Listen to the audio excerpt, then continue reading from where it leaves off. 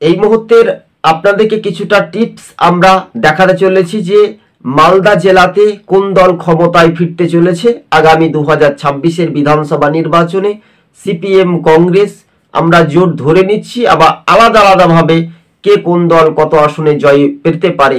12টি বিধানসভার আসন 2026-এর বসনদ 294-এ 148টি পেতে হবে। তবে যেমন করে হোক, ছলে বলে কৌশলে কিন্তু সিপিএম এবং কংগ্রেস সেখানে ভালো ফ্যাক্টর হতে পারে। মালদা জেলা কিসের জন্য বিখ্যাত? মালদা জেলা আমের জন্য বিখ্যাত। তাই সকালে উঠি আমি মনে মনে বলি, সারাদিন ভাবতে যেন শাসক দলের দিকে মানুষ বিরক্ত খেতে পারি। তো এবার স্পষ্ট হচ্ছে মালদার 12টি বিধানসভা আসনে তো আমরা যদি পরিসংখ্যানটা দেখি তাহলে সেখানে তৃণমূল কোনো রকমের ফ্যাক্টর হতে পারবে না। দর্শক বন্ধুগণ ভালো করে মনোযোগ দিয়ে শুনে রাখবেন।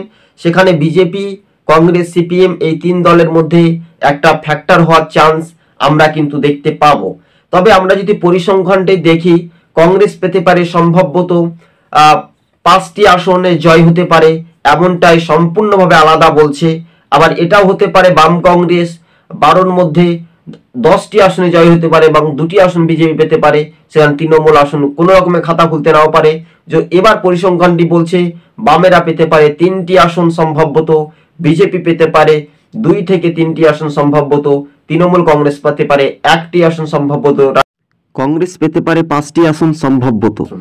তো এই যে মালদা জেলার যে সমীকরণ, মালদাতে কিন্তু সেখানে কংগ্রেস সিপিএম এর একচেটিয়া দাপট স্পষ্ট। মালদা জেলার যে গণির পরিবার বা গণির যে মিথ, সেটা বলা যেতে পারে কংগ্রেসের যে দাপট স্পষ্ট।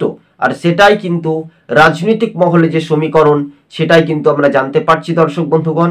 তো মালদা জেলার যে সমীকরণ বা মালদার যেহেতু ভূমিপুত্র, সেই ভূমিপুত্রদের কতটা স্পষ্ট হবে। তবে মালদার 2026-এ যে বিধানসভা নির্বাচনের যখনই ভোট হোক না কেন, মালদার মানুষ এবার পরিত্যাগ করে শাসক দলকে টেক্কা দিয়ে ফের কিন্তু বিরোধী বাম কংগ্রেসের একটা ঝড় বইতে পারে।